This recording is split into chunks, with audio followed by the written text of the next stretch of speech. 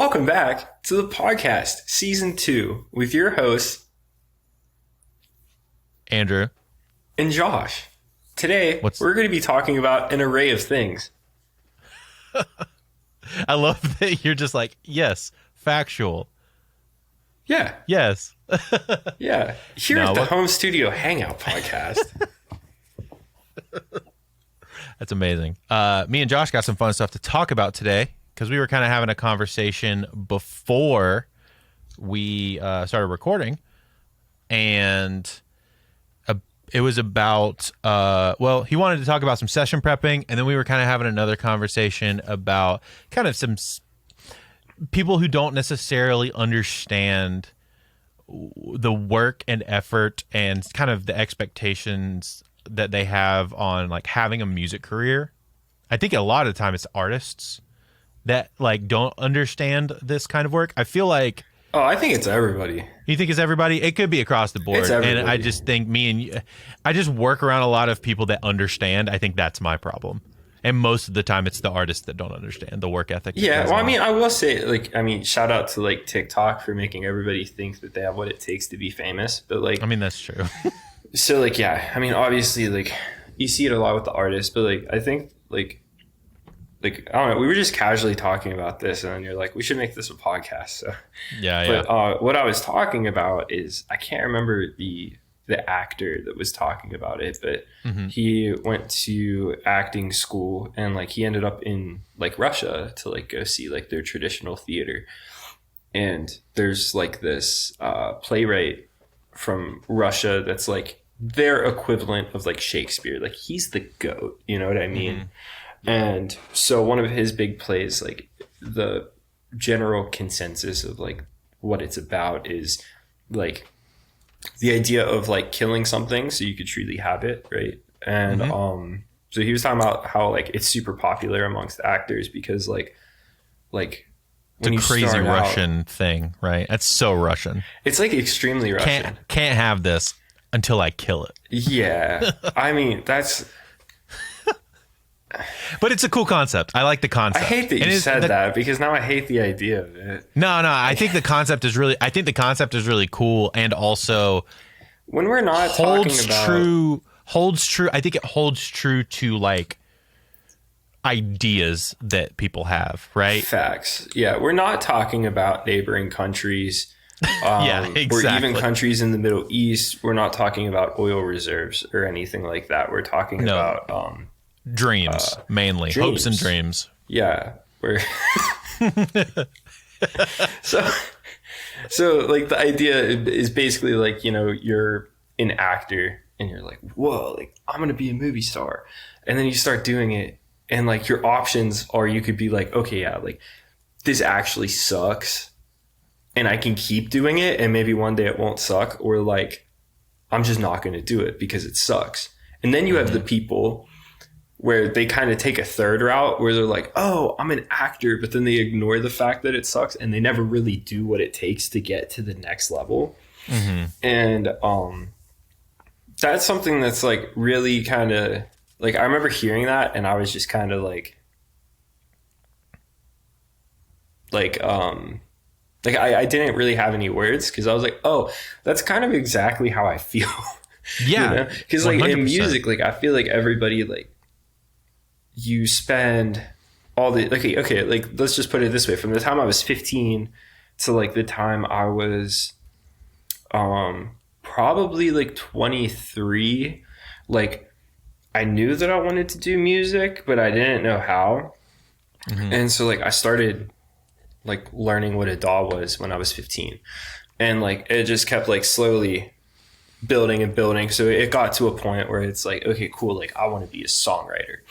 Yeah. And so I'd done a little bit of work and my technical skills were like good enough, but like songwriting was something that I discovered while like trying to be a producer and a mixer. It was like, yo, like I want to write songs. So I started writing songs, and then you start realizing like how hard that is whenever it's not just you. And then you start like realizing, how absolutely terrible it is to be a songwriter, because like all around you, like artists are like, oh, but like if the song pops off on TikTok, like you're gonna be set, dude.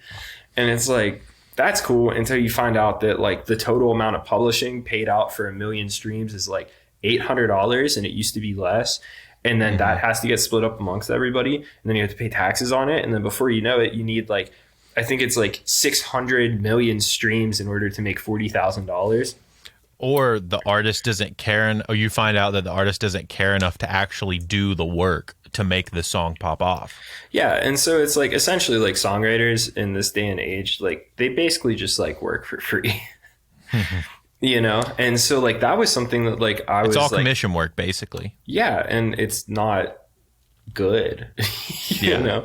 It's like I was for a while, like I was just like, yeah, I'm gonna be a songwriter, this is what I'm gonna do, and blah, blah, blah, blah. And then it got to a point where it's like I started like meeting more and more people who do this, and they're like, yeah, you should probably just do sync. And I'm like, but I want to be a songwriter. And like it was one of those moments of like kind of killing the dream, you know, where it's like, oh yeah, this sucks, but I could still do it. I'm just going to do it a different way. You just got to figure out a way to do it for a way to do it that makes sense for you. You can't go what would be the traditional, quote, traditional route of I write songs for people, they pop off, I make money. Yeah. That it does not work. I don't think that's how it used to be, and it was the only way that it was, and you had to be in a small group of people locked in. Those people still exist, sure, but it's very few and far between, and it's a lot harder to make a long-term career out of it when you're just starting out. Yeah. I mean, even like in general, right? Okay, so like if we look at a song, like what's a song that has like 1 billion streams? Oh, I don't know. Like Levitating by Dua Lipa, right? Yeah, that's a good example. So like if you wrote that song back in the 80s or 90s, and like you would be a multimillionaire. Yes. You know, like it's not unheard of one songwriter making $5 million off of a song, a single song back in the 80s and 90s. Yep. That is a dream.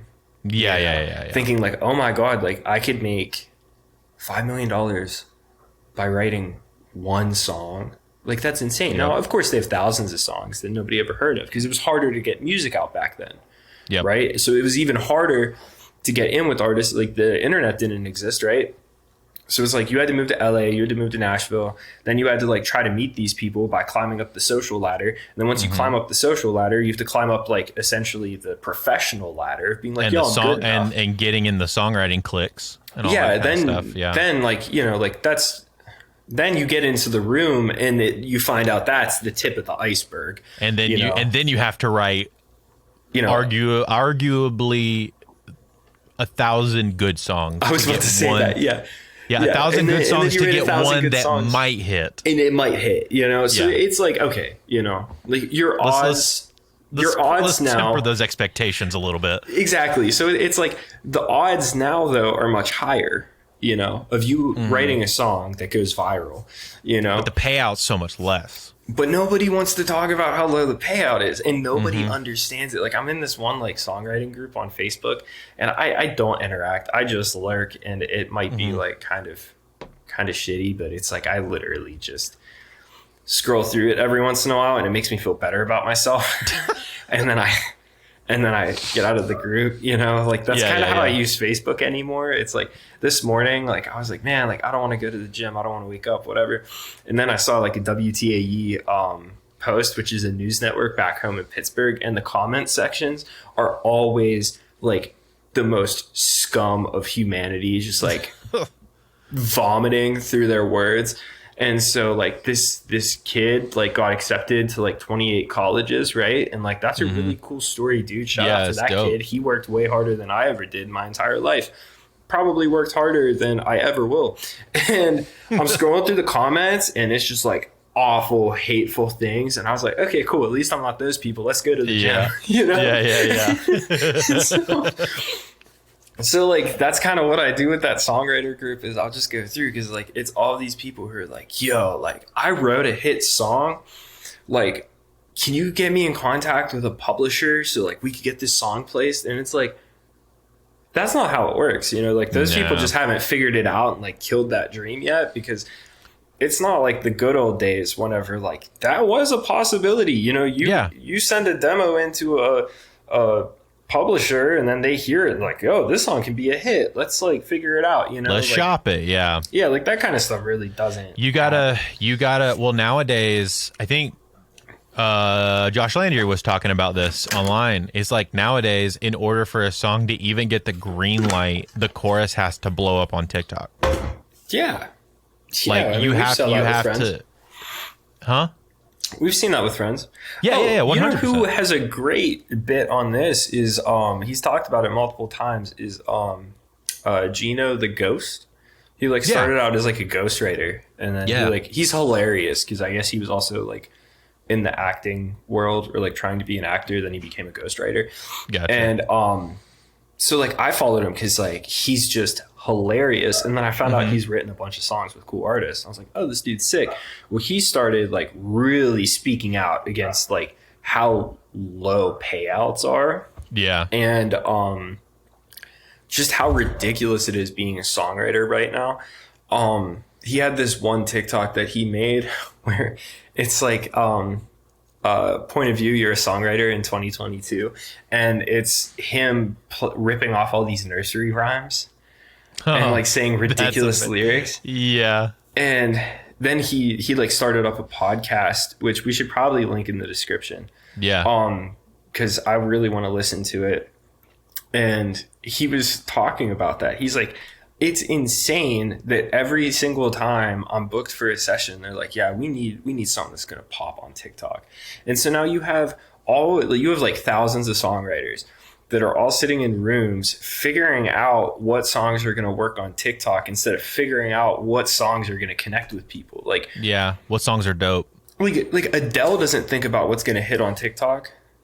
Because she's Adele. She knows her target audience. Ed Sheeran doesn't think about what's going to hit on TikTok. No, he doesn't. He writes for thousands of people. And it's all the people who came up before TikTok. But it's like right now, it's like who wants to be a songwriter whenever it's like, oh, like I can go ahead and do these sessions and rip off nursery rhymes. And then hopefully, you know, I make, you know, a couple $1,000s. That's enough for rent for a month, you know? And so like, you know, it just sucks, but it also kind of sucks how nobody wants to like talk about it. You know? And no, I think setting the expectation or understanding what your expectation should be and I think this goes for songwriters, this goes for music producers, this goes for mixing engineers. It's like it's a great thing that the bar has been set so low, right? Like the entry point is a lot lower than it used to be. It was way harder even 10 years ago to do what we're doing right now, right? But because of that, there are other problems that come with that. One, the pay also drops.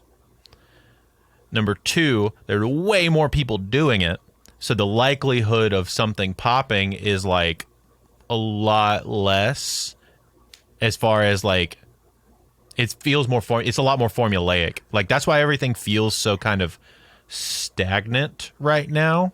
You know, everything feels like it sounds like it's made for TikTok. The songwriting landscape right now is really strange because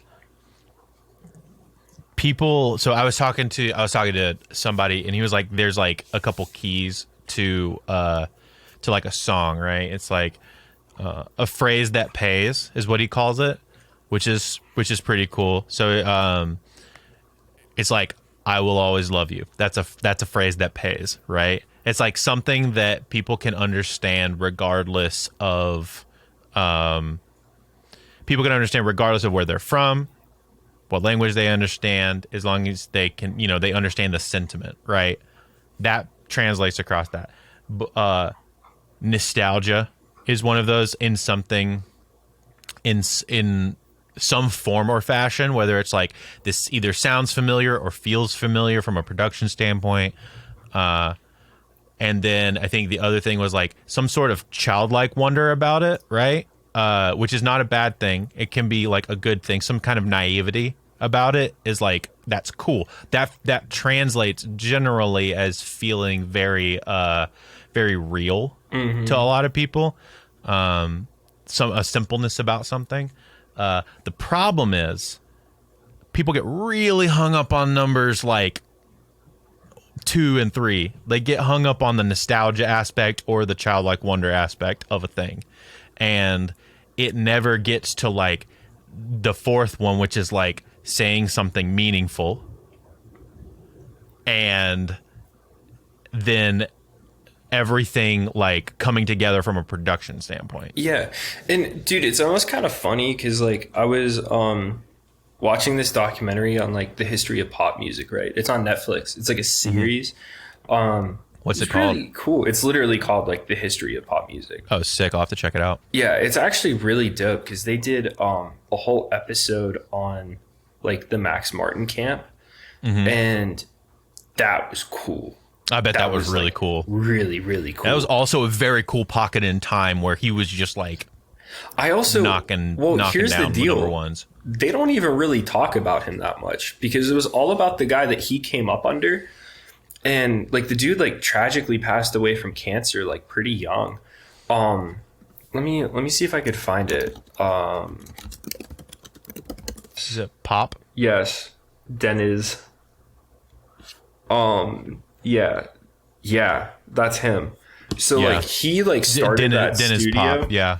And like, dude, the room that Max was working out of whenever he had like the Backstreet Boys in there was like smaller. It was like half the size of the room you're sitting in. It's like a bedroom studio. I remember seeing pictures from some of it. It's basically a bedroom studio before bedroom studios were really a thing. Yeah, it was like the smallest pot. Like, you know, I mean, especially back then, like whenever people were still using consoles and stuff, like that room was tiny. And like it had room for 2 extra like office chairs, and everybody else had to stand.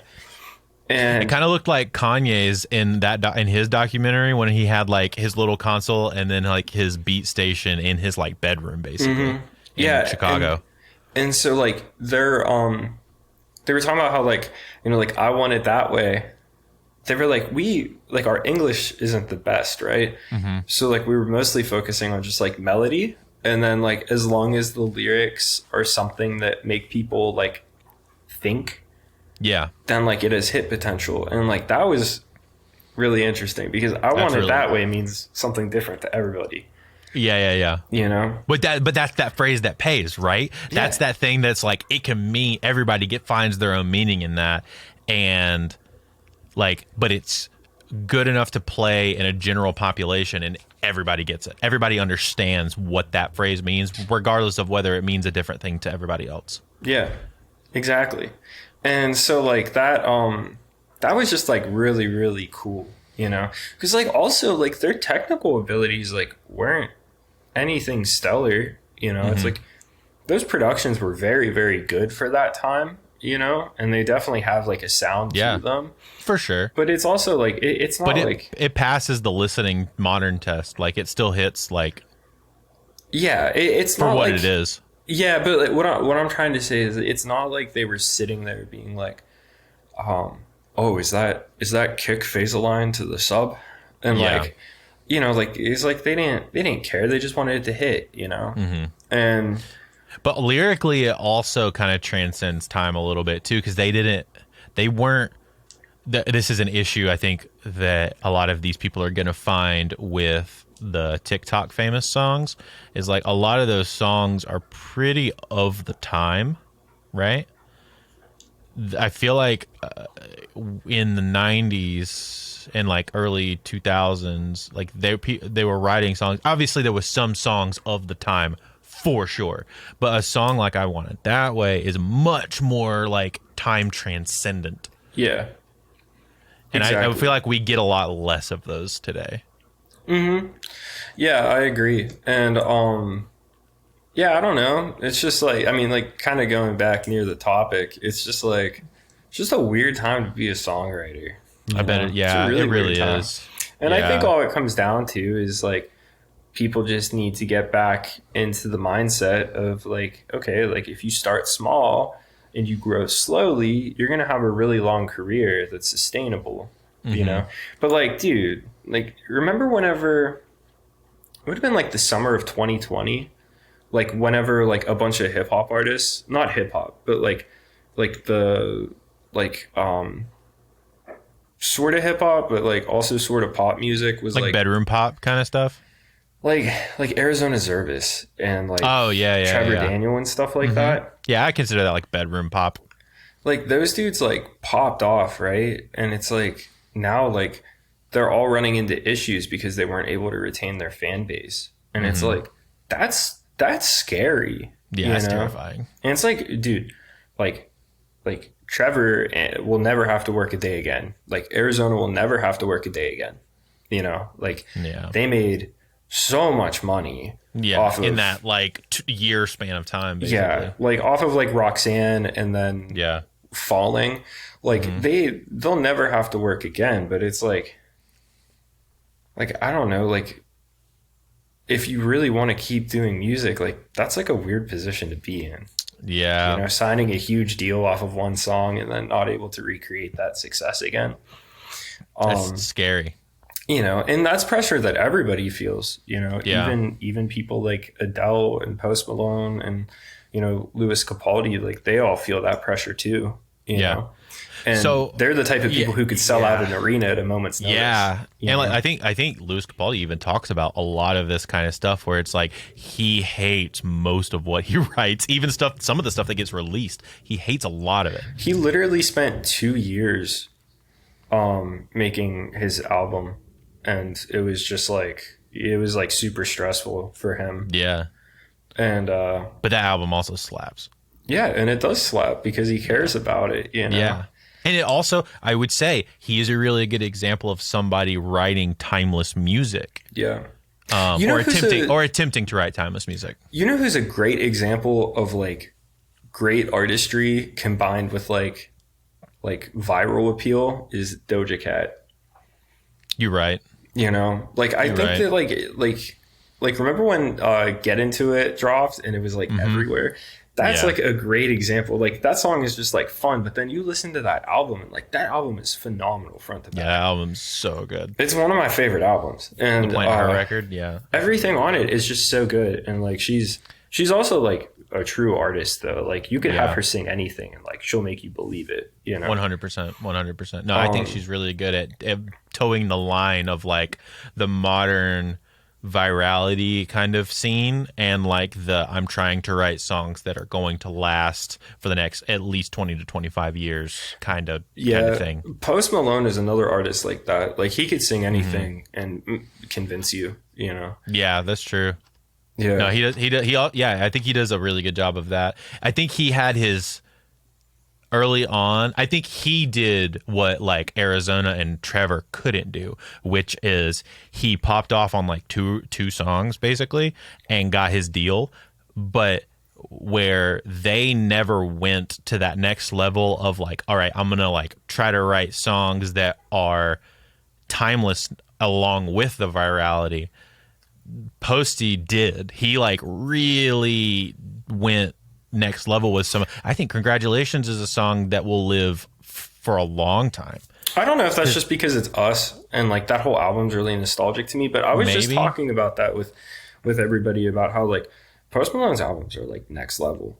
Like as far as like current pop music goes, like almost all of his stuff is like great front to back and like and like stuff that he does between the first record and the second record, people are still trying to recreate that now. Yeah. And that was like 10 years ago. Yeah. And what's also funny though is if you look at it, it's like relatively speaking, like the same teams like handled that from start to finish. It was a little bit more broken up on the first album, and I know that he had a ton of material for that first album because they were working on that for a while. And I think it just goes back to the fact that like if an artist has a team that they're very comfortable with and they continue to work with that team, then everybody's able to do like a really, really good job, you know? Yeah. And I think it's also wild if you look at the second record, those songs are, whereas like I think the first record was him learning how to write like basically popular music. But doing it in his own way, basic kind of. I think the second record was him saying, all right, now I'm gonna make it like super personal. Yeah, A lot of those songs are like pretty dang personal. I mean, also like the second album was really very much just like, I need to stop having Complex write bad articles about me. Yeah, basically. Like, he also I'm not started a hip hop artist. I'm not a hip hop artist. Yeah, but that's another reason why that album starts out. That album starts out with Paranoia, or Paranoid, which is like a super introspective, like, I'm dealing with my anxiety and all this paranoia around my life, and I'm thinking people are gonna come and kill me in my sleep, and like, that is not a song that you, if you're trying to go for virality, that you write. You don't write that song. Exactly. Yeah, that album is super, super good. But I think that's another problem that, like, people kind of, like, people do this thing where, like, they'll make, like, a hip hop song and then they start getting dragged by, like, the hip hop scene, and they're like, why? And so, well, because, like, it's not really hip hop. Like, you should probably stop saying that you're a hip hop artist. Yeah, he did a good job of distancing himself. Yeah. He's a pop artist, and he knows it. Yeah, and that's exactly what he is. And there was a lot of controversy around that, but I think he even says that, though. He doesn't claim himself to be a hip hop artist. Oh, yeah. He just kind of got pigeonholed into it because he got on a hip hop playlist on SoundCloud. Yeah. That's like how he popped off. Like, his manager like knew somebody and like was able to get him on like the biggest hip hop playlist on SoundCloud. And so, and like, that's how just went crazy. Yeah, and then it went crazy, and then after that they're like, all right, it's time to drop the album. And then they did that, and then like somehow in the process, like, he ended up connecting with Justin Bieber, and that was his first tour. So it's like my sister went to that tour. Yeah, so it's like, if you wanna have a career like Post Malone, all you have to do is have the most viral song in the world and get insanely look lucky. extremely weird, have a beautiful voice, and then get on tour with Justin Bieber, and like, you'll be fine. Yeah. What else? Yeah, what else is there, right? Yeah. But I think for everybody else, let's talk about how we can take what we talked about how, like, the negativity is, how all of these things are impacting songwriting, whether it's the money or it's the trying to be TikTokification of songwriting. We'll call it that, right? The short form content creation side of, like, really influencing songwriting. What are some ways that we can prepare to write better? Like, what are ways that we can learn from those things and take it into a songwriting session? Yeah, I mean, I think the first thing, John Castelli was talking to Matt Rad one day, and he was talking about how, like, Serena Williams has like a crazy backhand, and so like someone She's asked pretty known her, for it. Yeah, and so like someone asked her, and they're like, how did you get your backhand to be like that crazy? And she was like, well, I hated my backhand, and I just had to learn how to love it. And so he was talking about how, like, he tries to apply that concept to mixing. It's a pretty cool like concept. For a while, like, he hated compression, and so then he was like, you know what? No, actually, I love compression because I'm going to figure out how I'm going to use it the way that I need to, you know? And so I think that that's like a really cool perspective to have when writing, you know? It's like, do I hate the idea of like writing songs for TikTok? Sure. But there has to be a fulfilling way to do it. Yes. And I think blending those is the way that, especially somebody like you who's working in a lane that you are, of pretty, I mean, I think everybody that you've worked with has like some sort of TikTok like growth thing happening around them. So that is the game. You do, as much as it sucks, you do have to write for it. Yeah. But like, or write with it in mind. Whenever whenever I was doing that first batch of songs with Jay, that was something that we talked about a lot, because he's like, you know, like, these songs have to do really well on TikTok because I have a ton of followers. And I was like, okay, you know, like, let's figure out like what are what are some things that can have a viral appeal to them that what's the moment that you can showcase? Yeah, that aren't like completely just like corny, you know? Because at the end of the day, like I don't think any artist wants to blow off of like some super hollow song and then not be able to like do anything that they actually want to do, you know? So when we were writing those songs, it was very much like, okay, like we need super poppy melodies and we need things that feel familiar but are new. And then we need to figure out a cool way to bundle it all together, you know? And so like while I hate the idea of writing songs for TikTok, I love the idea of like figuring out a way to get someone to, you know, go viral over something that they care about, you know? Yes. And so we were trying to identify like feelings that everybody has, you know? So like the one song, the first line of it is, I fell asleep with the light on. And the reason why I picked that is because I hate sleeping in hotel rooms alone. And I actually slept with the light on the night before. I slept really good though. And so I woke up and like I go to the session. I'm just like I'm playing this chord progression. I'm like, is that cool? And he's like, yeah, that's cool. And I kept like just hearing like, I fell asleep with the light on. And then so we basically had this idea like for that first batch of like not taking ourselves too seriously, you know? Cause like Jay, like on the outside, like if you scroll through his TikTok or something like that, like you might think he's a pretty serious person, you know? But he does a lot of really funny videos too. Yeah. He's an idiot. I love him. Yeah. And it's like, he just, like for real, you know, it's like so much fun just like hanging out with the dude because like you could sit there and just say the dumbest things for hours and laugh over it.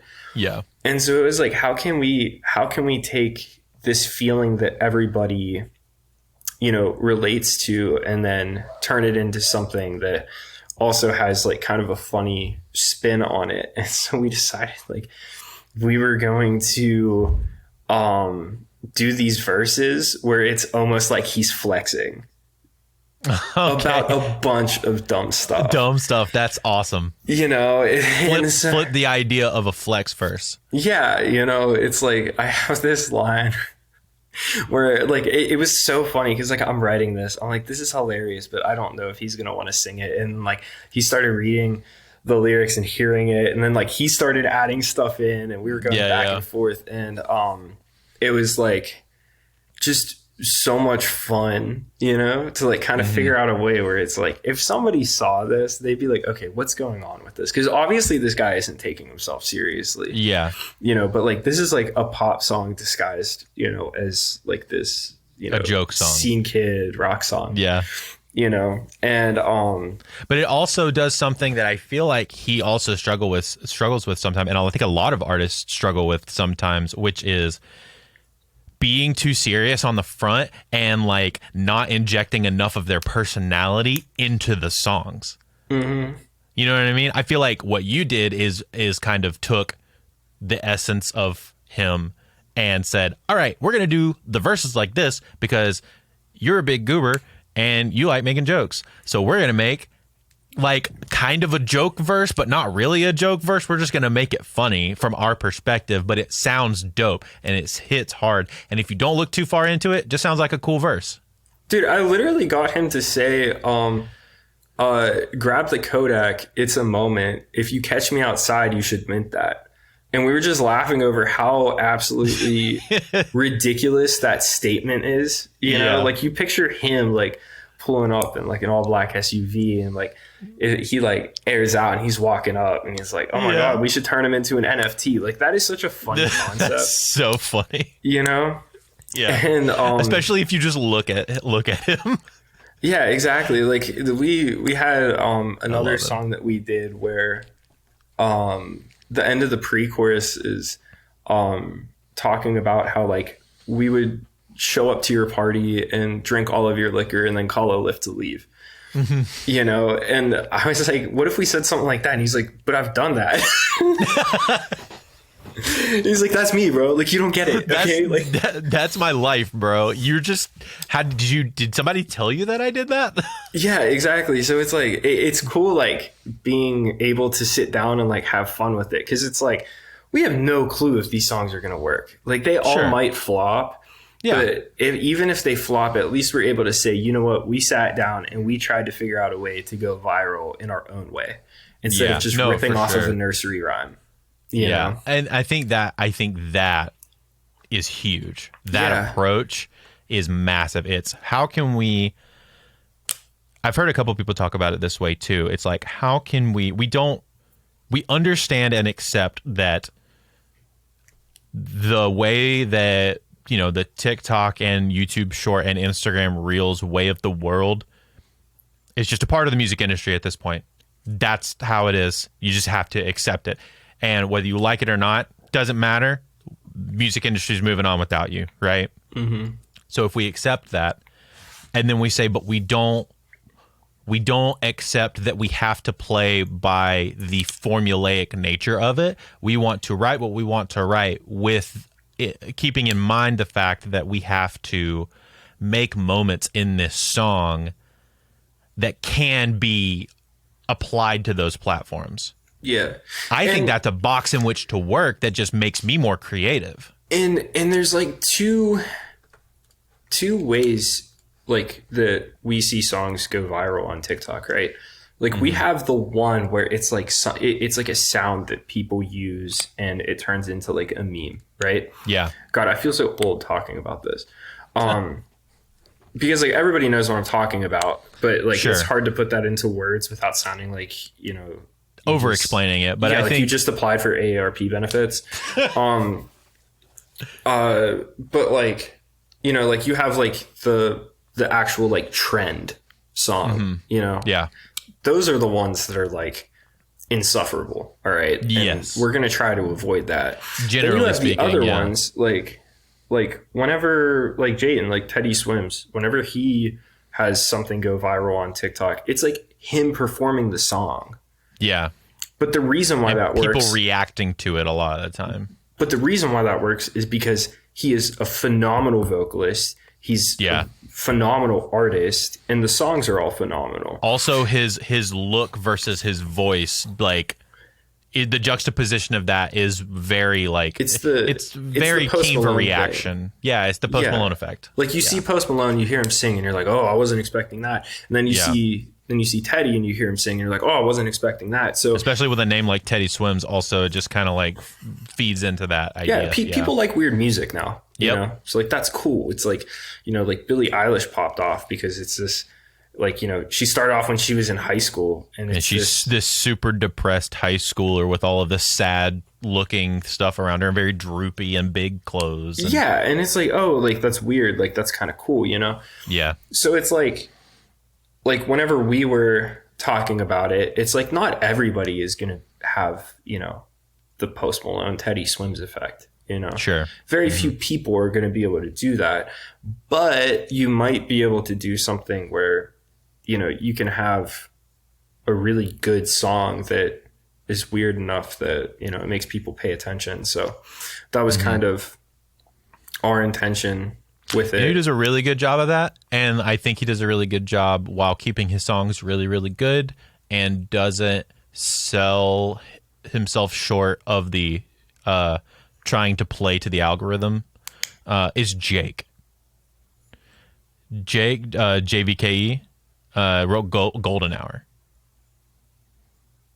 I think he does a really, you know, to see you shine is your golden hour. He does a really good, job. He's blown up on TikTok multiple times, but I think he does. I know that song. Yeah, he does a really good job of just writing stuff that he likes with this very like he goes the like orchestral, very like big like cinematic kind of route, which is cool also, and it's very different in pop music. Like that's not a thing you hear in pop music a lot. So he writes these pop melodies with all this big orchestral moments, and like it's. I think that is a very cool thing for people to latch onto. And he Yeah. does it in a very real way.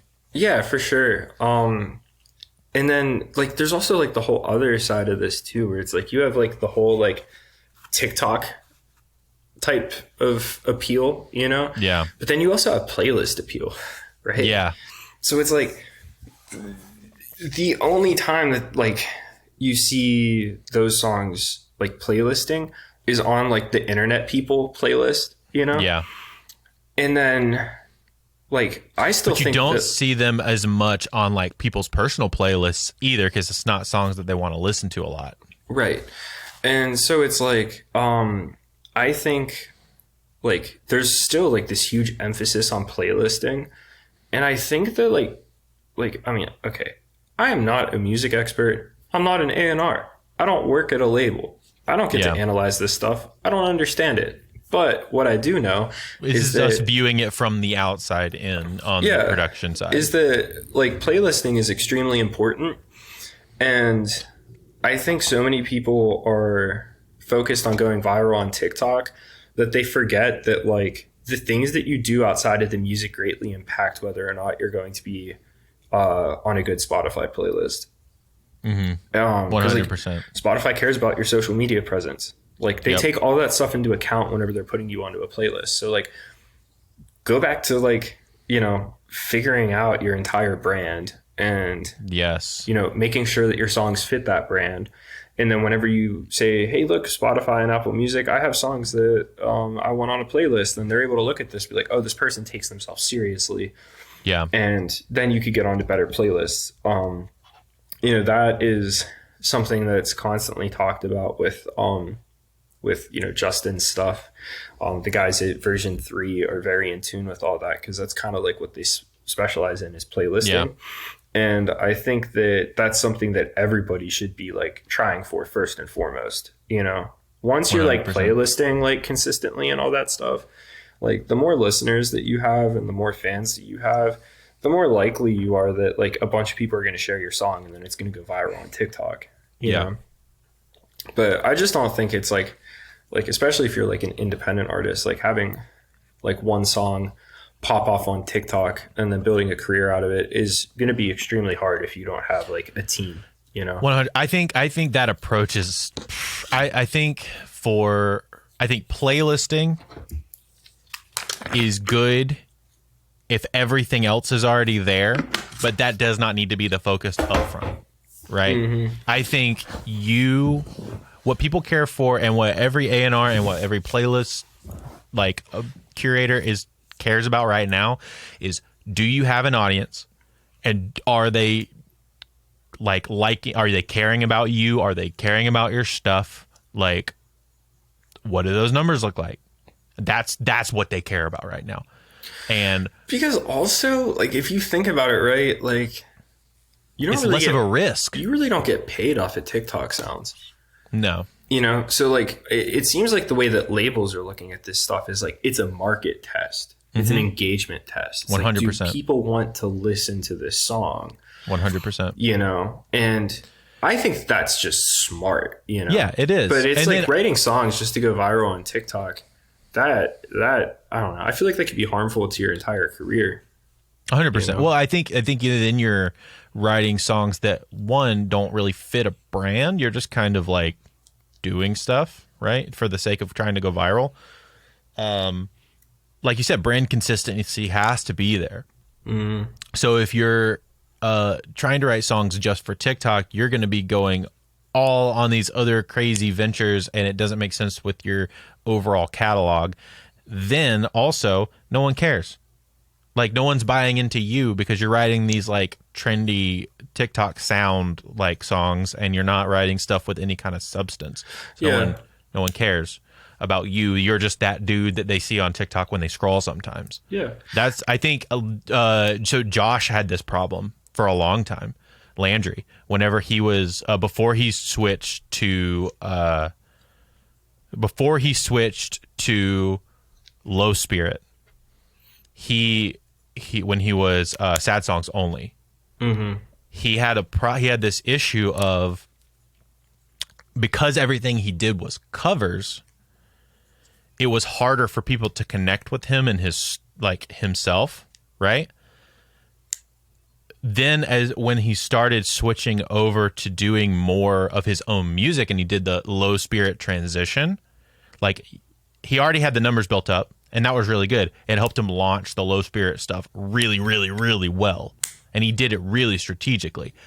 But what happened with that is that those people started connecting more with him as an artist, as far as like, this is his story. This is like, you know, these are his songs, and now they care about him even more. And that, I think that's what has definitely like started skyrocketing him.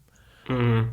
Yeah, I mean, and like that's really what it comes down to. Like people want someone that they can relate to, you know, and yeah, I don't know. It's like kind of like a double-edged sword in a way, you know. For sure. Like I think TikTok is really good.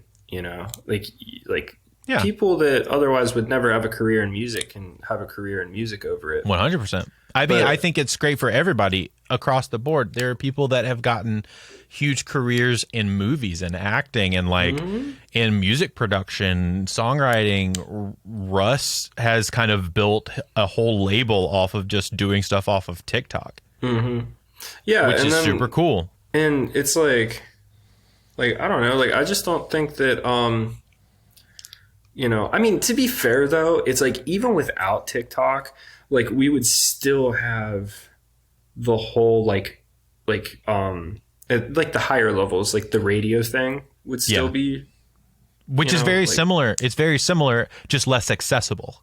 Yeah, it's just less accessible. So it's like I don't have to hear about it, you know. Yeah. But it's like that's kind of crazy. Like once I started hearing about like how the only way that like people make tons of money off of songs is whenever they're on radio, and now like everybody is just trying to write singles, like radio hits every single day. It's like, yeah, like albums are kind of like dead at the highest level of pop, you know. Which once again, like shout out to Taylor Swift for just doing the thing. Yeah, for just doing the thing. You know, and I'm seeing more people. I'm seeing a lot more EPs lately, which I don't necessarily hate personally. With my attention span, 5 or 6 songs is about all I can take. But you know what, dude? It's like, you know where none of this is an issue? In hip hop. You're right. They do a mixture of everything. Yeah, I mean, also like, if you're big enough, it doesn't matter. Like, you don't need clout. Skrillex dropped back-to-back albums this year.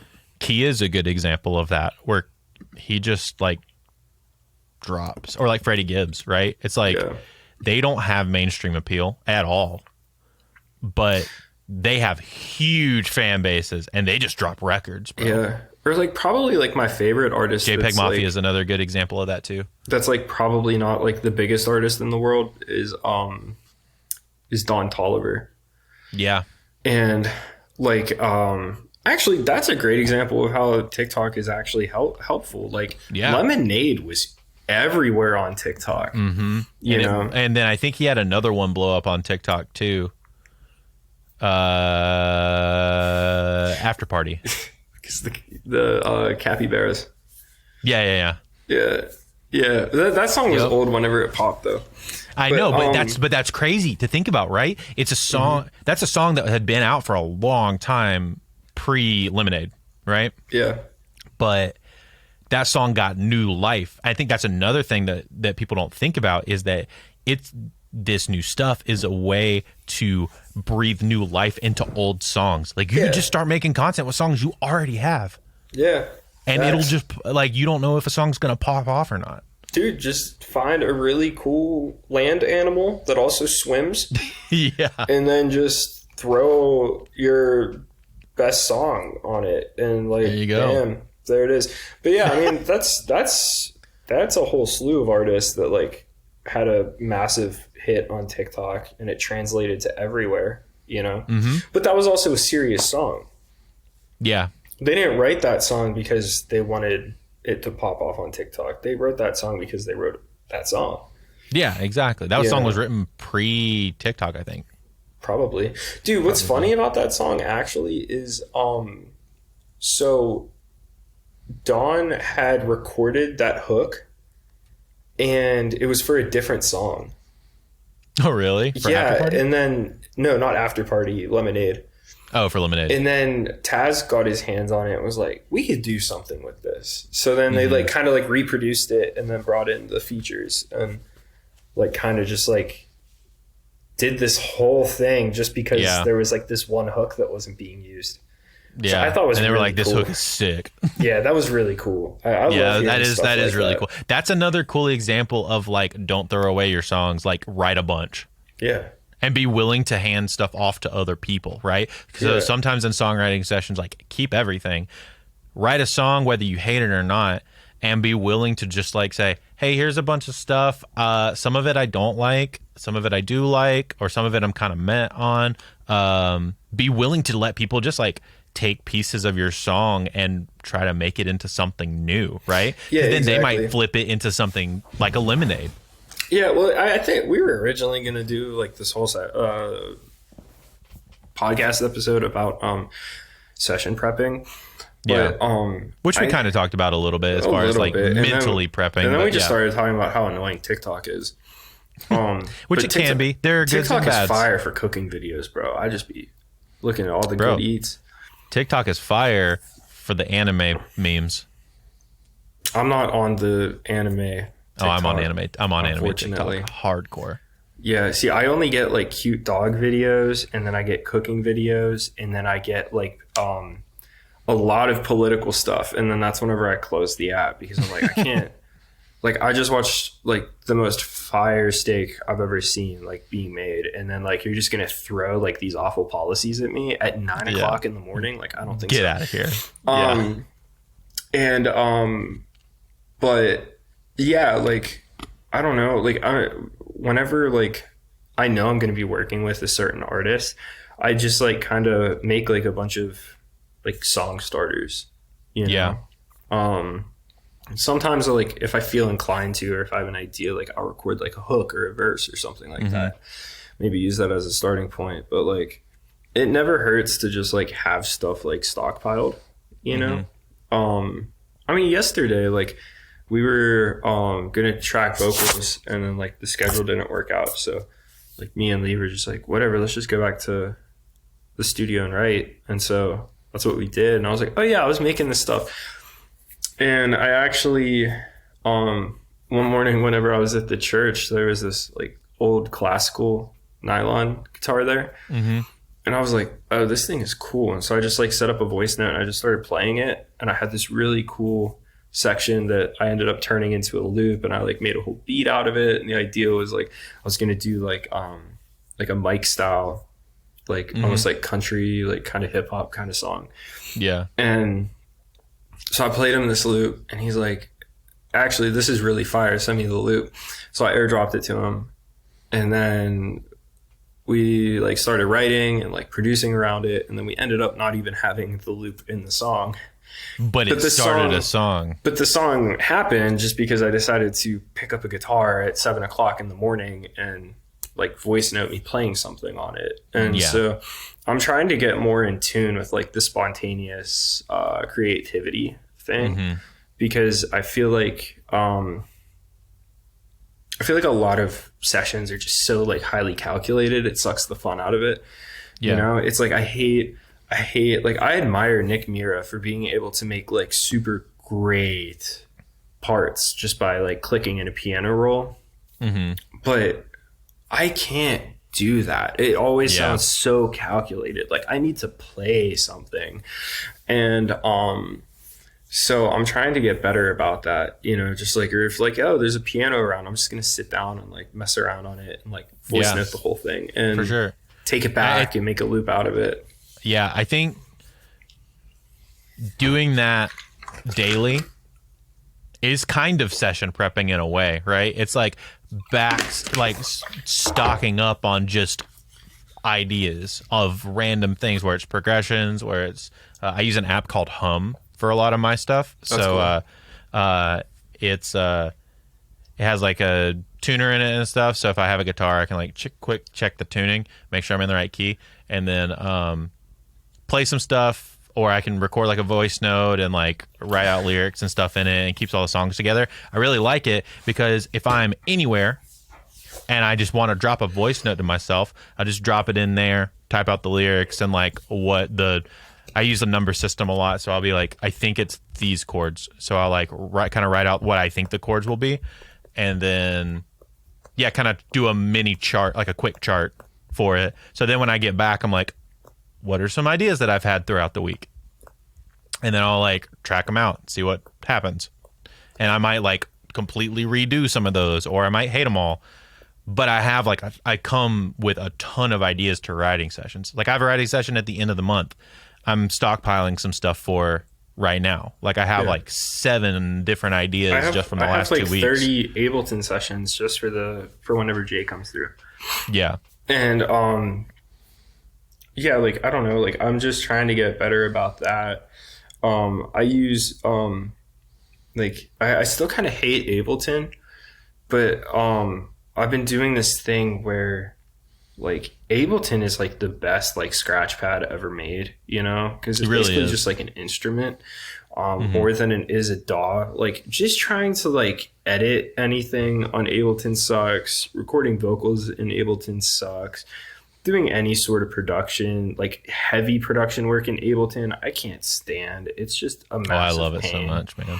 But I love it so much. Like starting ideas in Ableton has been so sick. So what I do, I would even say that's what it's best at. Even though I really like it for production, I will even consent to the fact that it is a better starting place scratch pad idea generator than also, it is anything else. You have to keep in mind, I'm hypercritical of DAWs because I spent so much time in Cubase, and like Lee and I are at the point with Cubase where it's like we have our stuff so customized that like if you're just using default Cubase commands, you couldn't use our computers. Exactly. Like I literally spent like 6 hours one day because I had nothing going on. I was like, how can I make my vocal tracking faster than Pro Tools?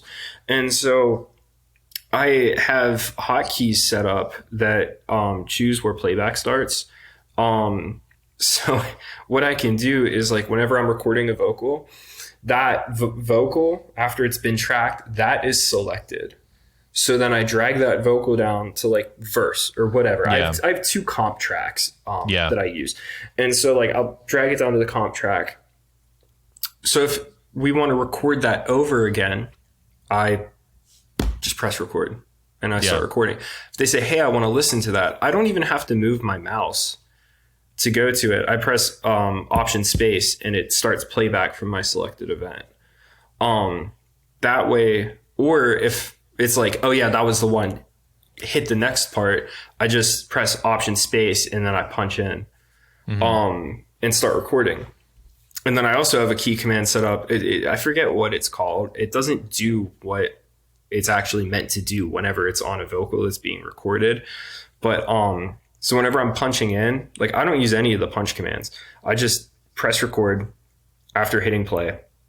And then right before they start singing, I hit option X and it cuts off up to my cursor. Gotcha. And so then that way, like I don't have to record out. Yeah. So it's like that way I don't have to keep clicking in my session. Like I could just be super fast with it, you know, and like everything's super smooth. And then I just set up key commands so I could use track versions like Pro Tools playlist, and like it's so sick. I could talk about it for hours, but I won't. Yeah, we can do a whole nother episode on Josh's weird things about DAWs, and I'll just let you rant. Yeah, dude, honestly I need to. And so it's like that's the reason why I'm like so critical about Ableton. Sure, you know, but I do think as a scratch pad it is, dude, it's fire and fantastic. Like, so what I'll do for songwriters, I always suggest getting like an Ableton like intro thing if they're trying to go on the cheap. Yeah, dude, it's so sick. And so now what I do is I started doing this thing where if I want to work, but I'm not feeling it, I'll sit down and just like make new synth patches or like organize stuff or whatever.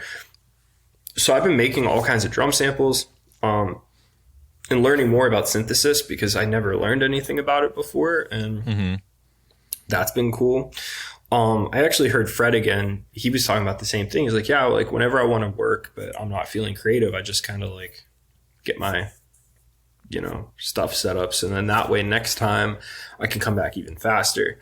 That's and really so cool. like, that's what I've been focusing on. Like, I'll just sit down and like make loops. I'll make synth patches. I make effects racks, anything to like help me get faster. Well, and sometimes that'll make you creative while you're doing it, because then you'll drop something in and then you'll have an idea, and then that might start you on a song.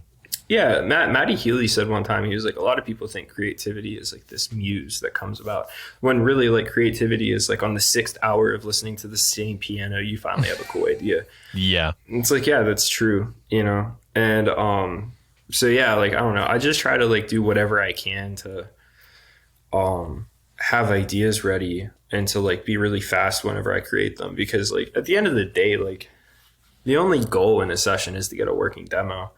Yeah. And then like you could throw everything away and do it upright in a real DAW. So to kind of to kind of summarize, kill your dreams and set your expectations, or understand how to set your expectations to like feasibly make a goal happen. Kill them first, then understand that what used to be the way to go about it is not going to be the way to go about it nowadays, and be realistic about your expectations. Yeah. Number 2, session prep songwriting by going in with keeping, the medium in mind, like TikTok, or is this going to be an album cut or whatever. Keep that in mind and don't let that influence you so much that you're writing for that, but let that influence you in a sense of like, you need to keep that in mind for a creative sense, right? We do have to write parts for those things. So that's just the way that the industry is. Yeah. And also write a bunch during the week so that when you do come to sessions, you're prepared with 10 to 30 songs or hooks or progressions or cool little ideas that you can just like toss out there when stuff gets stagnant. Oh, dude, I had this really funny thing happen to me. I was working on this song one night, and I was like, yo, I have this great chorus, and I just couldn't think of I couldn't think of the verse. Like, I was stuck on this for like a week, but I didn't want to give up on the hook, because I was like, I know the hook is really good. Yeah, you like the hook. And so I started writing a different song one day, and I'm sitting on the couch and I'm like voice noting it. And I then realized, I was like, oh, these chords are the same as that idea from last week. And then I sang the pre-chorus going into the hook I wrote like the week or whatever before, and it fit perfectly. And it was just like if you like, I don't know, like paying attention to like whenever like you should give up on something and when you shouldn't is like super, super important. Yes, 100%. Or like 100%. If I 100%. didn't recall like, that one random loop I made, like I wouldn't have a completely different song, Yeah, 100%. Yeah, well, you wouldn't have, and back to the guitar loop, right? It's like if you didn't have that guitar loop that you were just showing people, and Lee was like, oh, this is a cool starting point, and then move on to a totally different song that doesn't even have the loop in it. Like, but it all like you said, it all comes back to just trying stuff and like being cool with like being dumb. Yeah. You know what I'm saying? Yeah. Being cool with it potentially sucking. Yeah, exactly. I mean, I don't know. I think even like your shitty songs you should finish. Yeah, you got to. You got to. Because otherwise you have a bunch of unfinished songs, whether they're good or bad, it doesn't matter. Yeah, and like, I don't know. Like, it's kind of awkward, like, when you're, like, writing with an artist and then, like, the song sucks. But it's like, it happens. It is what it is. Some days you're in the zone, and some days you write a bunch of bad songs, and one of them is good. Yeah. Yeah, and then sometimes some days you don't write any good songs. There was this one artist I found actually on Discord. Like, I just like made a post in this one Discord, and I was like, yo, like my session like canceled, whatever, like I have time for mixing tonight if anyone needs some songs mixed. And like she hit me up and she was like, are you a producer? I was like, yeah. But like, where'd you find me? Like, I've never used Discord. Yeah. I was like, oh, I saw your post in there, and I was like, well, it was for mixing, but sure, like, what do you have? And like she sent me this like basically like a voice note of like this really, really good song. And so like, I was like, yeah, like I'm just going to go ahead and produce it. And it was like really big, you know? And she listened to it and she was like, nah, like, I think it needs to be way more dialed back, like closer to, you know, how the demo feels. And like, once again, this is like a super young artist that lives in like London. And I was like, I don't feel like doing this for free. The song is so good. Like I should do it, you know? Yeah. And it took me like 2 weeks of like, just like taking my time and like I didn't really listen to it for the first week. And then I picked it back up and I started on it. And I got to a point where I was like, I don't know. You know, I just don't know. And so I set it down. And then like a few days later, I picked it up and I was like, oh, this is what it needs. And I completely rearranged like everything and I sent it to her and she was like, this is crazy. And I was like, cool. There we go. You know? Yeah. Because like whenever like someone hits you up to like collab, like a lot of times if the vibe isn't there immediately, it's like, I'd rather just not, you know? But like the song was so good, like I felt like I should do this. You know? Well, and knowing when to put something down and come back to it later, I think is a skill that you only learn by experience. Yeah. That's not something that you know how to do straight out the gate. Yeah, and like a lot of times, like, you know, we talk about being fast in music, you know? It's like in a session I'm very fast. Sure. But, you know, like if I'm like really dialed in with the song, like I'm really fast when it comes to production. But like 100%. I think sometimes like you just need to kind of like completely remove yourself from it and come back with a fresh perspective. And the only way to do that is by taking the time to do it. You know? Exactly. 100%. I think that is a great place to end today's episode. I agree. This episode sucked. Nah, I think you it was got me sick. talking about TikTok, and I was just like, nah, I think it was great, man. It was really good. There's a lot of good nuggets in there. I think it's solid. Listener, thank you for listening. Josh, thanks for being here and chatting about stuff and life and songwriting and killing your dreams so that you can have them. Follow us on Instagram and other places at Home Studio Hangout. I'm everywhere at Music by Drew. Josh is everywhere at Josh Matotek, I believe. yeah. Cool. And Actually, no, you know what would be really funny? Follow me on TikTok at Josh Writes Songs. Yeah. The one place where your name is totally different. Yeah.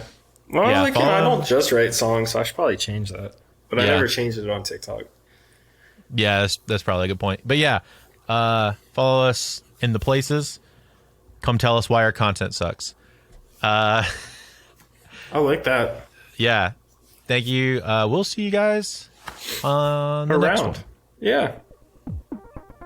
Later. Bye.